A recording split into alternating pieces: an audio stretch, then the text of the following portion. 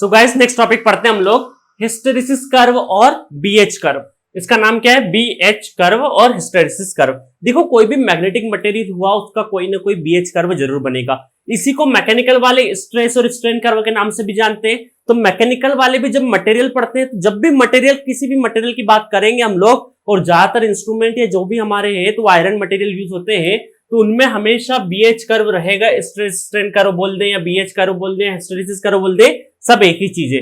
तो आज मैं आपको बताऊंगा हिस्टेरिसिस कर्व बनता कैसे। सबसे पहले हम लोग देखेंगे ये कर्व किस किस के बीच में बनता है, बी और एच के बीच में। इसको बोलते हैं मैग्नेटिक फ्लक्स डेंसिटी और इसको बोलते हैं मैग्नेटिक फ्लक्स इंटेंसिटी। ठीक है, और मुझे पता है फाई इक्वल टू क्या होता है, बी डॉट ई। तो वहां से मैं क्या बोल सकता हूं, ये प्रोपोर्शनल टू क्या होता है, फ्लक्स के भी प्रोपोर्शनल होता है।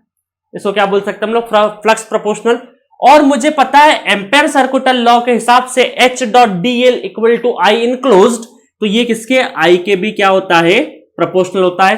तो ये चीज पता है हमें कि B is proportional to flux और H is proportional to I. तो हम लोग क्या बोल सकते हैं, फाई और आई के बीच में भी ये कर्व बोल सकते हैं इन डिफरेंट यूनिट्स।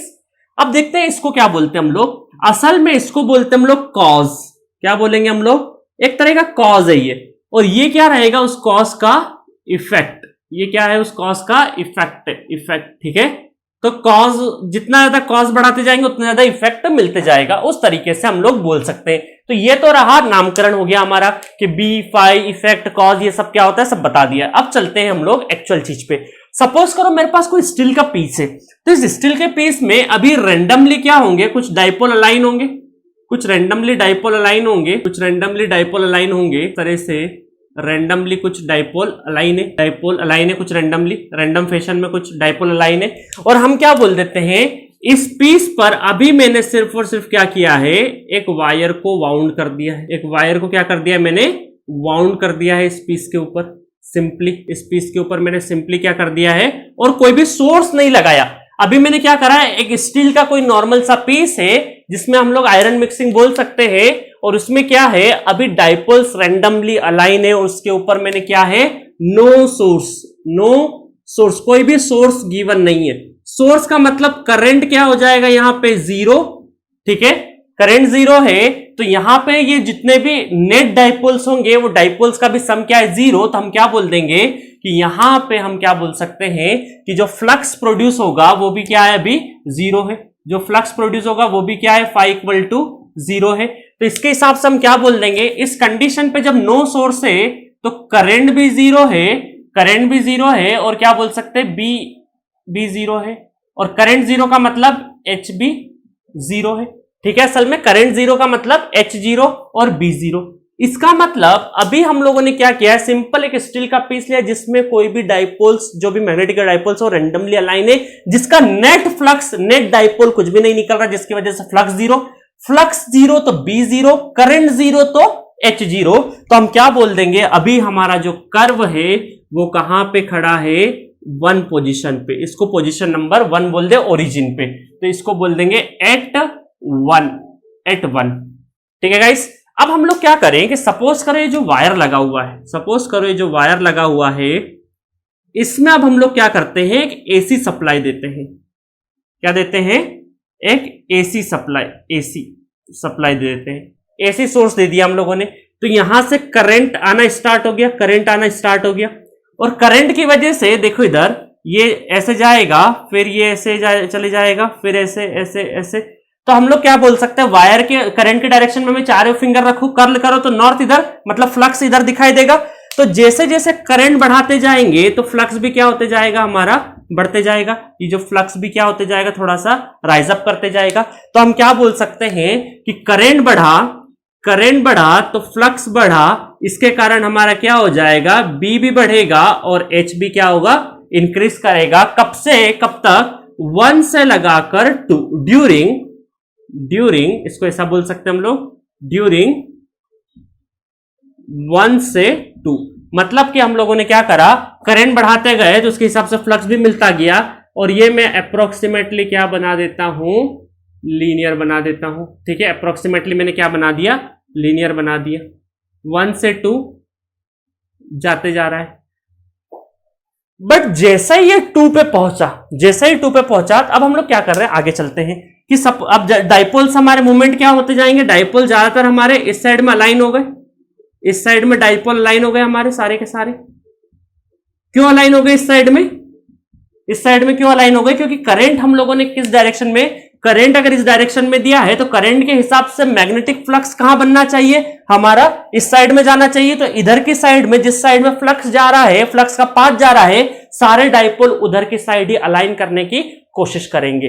अब चलते हैं बाद में कि सपोज करो हम लोग एसी बढ़ाते गए बढ़ाते गए बढ़ाते गए, एसी बढ़ाते गए, हम लोग बढ़ाते गए, करंट बढ़ाते जा रहे हैं हम लोग, प्लस माइनस एसी सोर्स लगा है। बट एक मोमेंट ऐसा आएगा जब सारे के सारे डाइपोल्स क्या हो जाएंगे, हमारे इस तरफ से परफेक्टली अलाइन हो जाएंगे। क्या हो जाएंगे, सारे के सारे डाइपोल्स परफेक्ट अलाइन। हम लोग क्या बोल सकते हैं यहां पे, परफेक्टली अलाइन। परफेक्टली क्या हो गया, अलाइंड हो गए सारे के सारे। अब परफेक्टली अलाइंड होने का मतलब क्या है हमारा, कि अब फ्लक्स उससे ज्यादा नहीं जाएगा, मतलब अब फ्लक्स जितना बढ़ना था उतना बढ़ चुका है। अब करंट कितना भी बढ़ा लो, कितना भी करंट बढ़ा लो, अब फ्लक्स में ज्यादा वेरिएशन नहीं होगा। इसका मतलब अब हम लोग लगभग अब ये आगे बनाऊं तो इस तरह से बन जाएगा, कांस्टेंट बन जाएगा। एग्जैक्टली कांस्टेंट नहीं होता, हल्का सा ऊपर उठता है, ठीक है। वो आगे चल के मैं डिटेल वर्जन और बताऊंगा आपको। बट अभी नॉर्मली आप ये देखिए कि अभी क्या होगा, यहां पे 2 पे आके कहीं ना कहीं 2 पे आके सैचुरेशन आ जाएगा।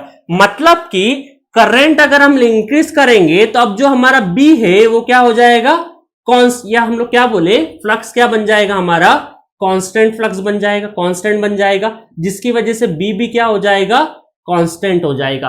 आ रही बात समझ में। तो इसका मतलब इस स्टेप को हम लोग बोल देंगे एट 2 और इसको बोलेंगे हम लोग सैचुरेशन। इस वाली प्रोसेस को हम लोग क्या बोलेंगे, सैचुरेशन आ चुका है, सैचुरेशन। मतलब कि अगर हम लोग कॉज अब बढ़ाते जा रहे हैं, इफेक्ट हमें नहीं नजर आ रहा है।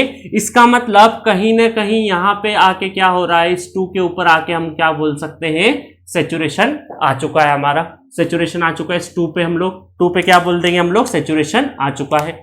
अब देखते हैं क्या इस सिचुएशन से हम लोग क्या करें। सपोज करो हम लोग सोर्स हटा लेते हैं। सोर्स जैसे ही हटा ले अगर हम लोग, मतलब कि हम लोगों ने क्या कर दिया, एसी सप्लाई हटा दी। एसी सप्लाई हम लोगों ने क्या कर दी है, वायर रहेगा, वायर कहीं नहीं जाएगा। हम लोगों ने क्या कर दिया, नो सोर्स कर दिया, सोर्स हटा लिया। जैसे ही सोर्स हटा लिया तो ये जो है, ये जो हमारे डाइपोल्स के जो एरो है ये क्या होंगे, रिलैक्स होना स्टार्ट करेंगे।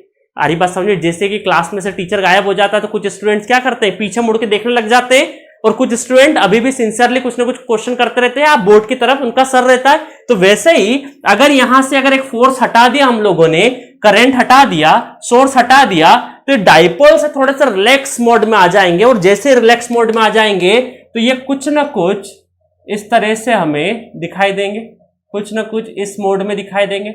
मतलब कि यहां पे हम क्या बोल देंगे, करंट तो क्या है, जीरो है, करंट तो क्या है, जीरो है। बट क्या फ्लक्स जीरो है, नहीं, फ्लक्स तो अभी भी क्या आ रहा है, कुछ ना कुछ आ रहा है। मतलब phi not equal to zero, क्योंकि नेट डाइपोल मूवमेंट की वजह से अभी भी कुछ ना कुछ आ रहा है। आ रही बात समझ में। जब सोर्स नहीं लगा तब हम क्या बोलते, इस सिचुएशन पे क्या बोल देंगे, B not equal to zero, H equal to zero. अब देखो दोनों सिचुएशन कंपेयर करो एक बार, और ये कहां पे आ जाएगा वापस हमारा, ये कहां पे आ जाएगा, एट, इसको 2 पे चले गया, एट 3 पे बोल देंगे इसको हम लोग, एट 3 पे। मतलब कि अब हमारा ये फ्लक्स जो है उसमें कमी तो आएगी बट जीरो नहीं होगा, कमी तो आएगी। देखो इधर जैसे हम लोगों ने जीरो कर दिया तो जीरो पे यहां पे कहीं ना कहीं दिखाई देगा, तो हम क्या कर देंगे इसको, ठीक है, ये हो गया थर्ड पोजीशन। थर्ड पोजीशन, इस थर्ड पोजीशन पे क्या है, करंट जीरो है बट बी कुछ ना कुछ है। आ रही बात समझ में। तो देखो दो कंपेयर करते हैं इस सिचुएशन को और इस सिचुएशन को। ये भी नो सोर्स है, ये भी नो सोर्स है, बट ये नो सोर्स पे बी भी जीरो था, एच भी जीरो था, बट इस नो सोर्स पे B not equal to zero, H zero. इसी को आगे चल के हम लोग क्या बोलेंगे, रेसिडुअल फ्लक्स। आ रही बात समझ में, या रेसिडुअल मैग्नेटिज्म, ठीक है। अब हम लोग क्या करते हैं कि एसी है तो एक बार पॉजिटिव साइकिल चल गया, अब नेगेटिव साइकिल भी चलेगा। तो अगर हम लोग नेगेटिव साइकिल की साइड में चले तो यहां से अब मुझे क्या मिलेगा नेगेटिव साइकिल की साइड में, कि सपोज करो मैंने क्या कर दिया यहां पे, अब मैंने सप्लाई इस साइड से देना स्टार्ट कर दिया। सप्लाई कहां से देना स्टार्ट कर दिया मैंने? सप्लाई मैंने सोर्स दे दिया, प्लस और माइनस एसी सोर्स, इस साइड से करंट दे दिया, इस साइड से करंट दे दिया, मतलब डायरेक्शन अब क्या हो गया? रिवर्स हो गया कि नहीं? रिवर्स जैसे ही हो गया तब फ्लक्स रिवर्सल क्या होगा कि यहां पे देखो कुछ डाइपोल्स तो यहां पे अलाइन इस तरह से रहेंगे, कुछ इस तरह से रहेंगे, ठीक है। अब फ्लक्स किस साइड में जाएगा? फ्लक्स इस साइड में बहने लगेगा, क्योंकि इस तरह से हमारा कर्ल को डाउनवर्ड डायरेक्शन में करंट है, तो ऐसा करोगे तो क्या आ जाएगा?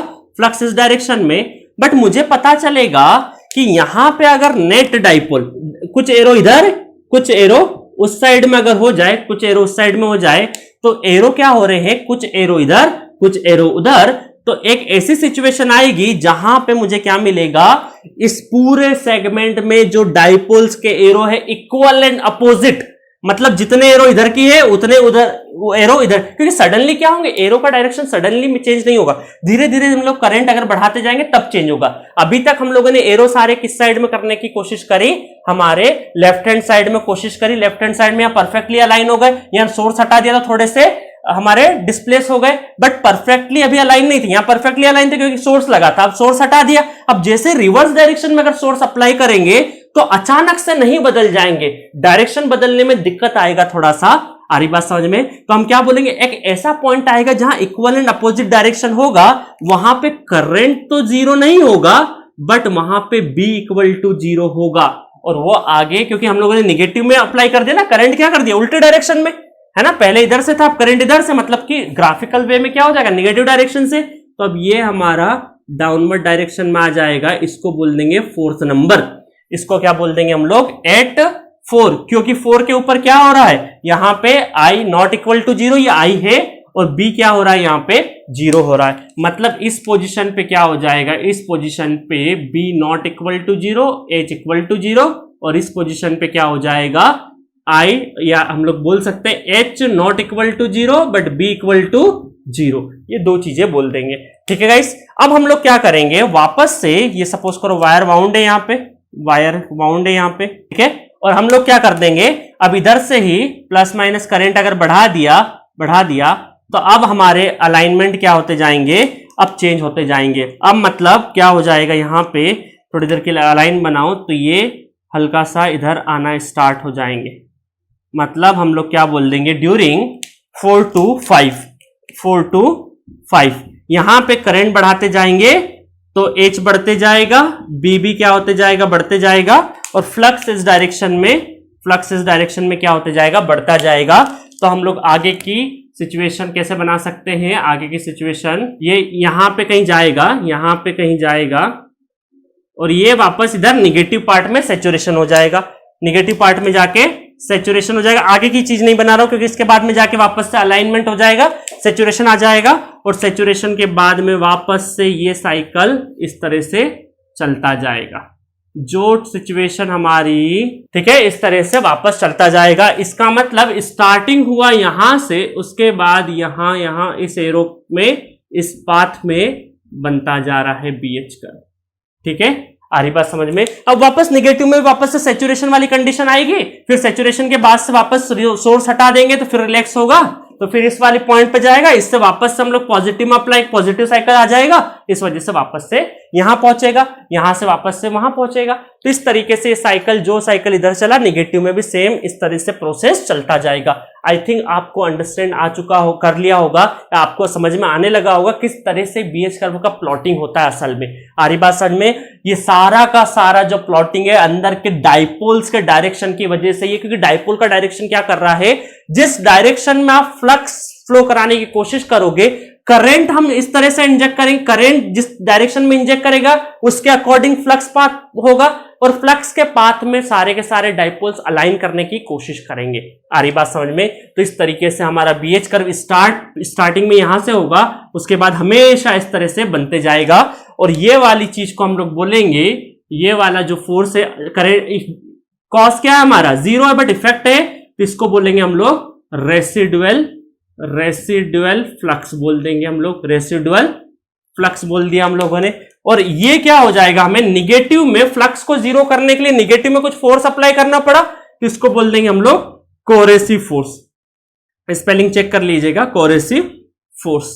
आ रही बात समझ में? तो ये हमारा रेसिडुअल फ्लक्स, जब करंट जीरो तब भी फ्लक्स है, ठीक है।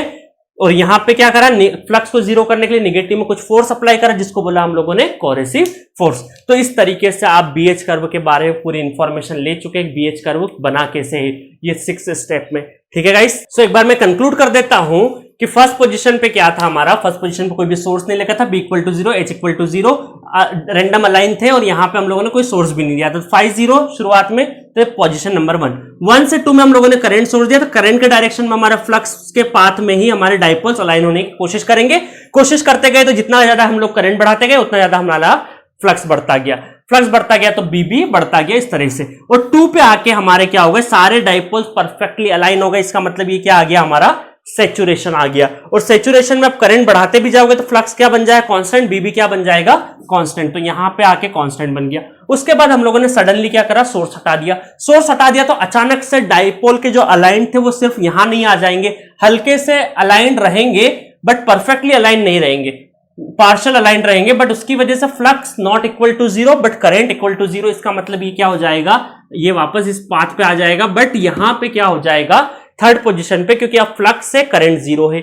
उसके बाद वापस से हम लोगों ने, क्योंकि एसी साइनोसाइडल है ना, अगर करंट हम लोगों ने एक बार पॉजिटिव दिया है तो एक बार क्या हो जाएगा, नेगेटिव, ये पॉजिटिव फिर नेगेटिव, मतलब एक बार प्लस माइनस इधर से प्लस माइनस, अभी प्लस माइनस इधर से हो जाएगा, रिवर्स हो जाएगा। तो करंट को जैसे ही रिवर्स करेंगे तो क्या हो जाएगा, सारे अलाइनमेंट क्या करते जाएगा, रिवर्स करने की कोशिश करेंगे। रिवर्स करने की कोशिश में एक ऐसा पॉइंट आएगा जहां पे इक्वल एंड अपोजिट डाइपोल्स होंगे, वहां पे हमारा नेट करंट या नेट फ्लक्स क्या हो जाएगा, सॉरी नेट फ्लक्स क्या हो जाएगा, 0। मतलब कि यहां पे फ्लक्स भी 0 है, बी भी 0, बट करंट 0 नहीं है। तो इसका मतलब ये क्या हो जाएगा, यहां बी 0 होगा बट करंट नेगेटिव में हमेशा बना रहेगा। उसके बाद में वापस से अगर उस डायरेक्शन में ही बढ़ाते जाएंगे तो फ्लक्स दूसरी तरफ रिवर्स और नेगेटिव सेक्शन में हमारा क्या हो, दूसरी डायरेक्शन में फ्लक्स देना स्टार्ट करेगा।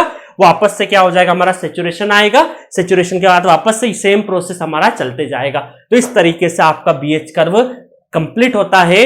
हम यहाँ पे रेसिडुअल फ्लक्स या रेसिडुअल मैग्नेटिज्म या फिर हमारा नेगेटिव में कोरेसिव फोर्स हम लोग जान चुके हैं। आ रही बात समझ में? इस प्रोसेस को बोलते हैं, करंट देने वाली प्रोसेस को बोलते हैं। किसी भी सब्सटेंस में अगर देखो, एक चीज देखा होगा आपने कि जो टेस्टर होता है, टेस्टर में अगर आप कोई भी नट वगैरह खोलते हो तो उसके अंदर हल्का सा नट चिपकता, मैग्नेट होता है कि नहीं, बट क्या असल में वो परफेक्टली मैग्नेट है? नहीं, वो क्या है, उसके अंदर मैग्नेटिक कैरेक्टरिस्टिक्स आ चुकी है। तो किसी मटेरियल के ऊपर आपने अगर ये प्रोसेस अप्लाई कर दी तो उसके अंदर एक क्या हो जाएगा, मैग्नेटिज्म डेवलप हो जाएगा, मैग्नेटिक प्रॉपर्टी आ जाएगी।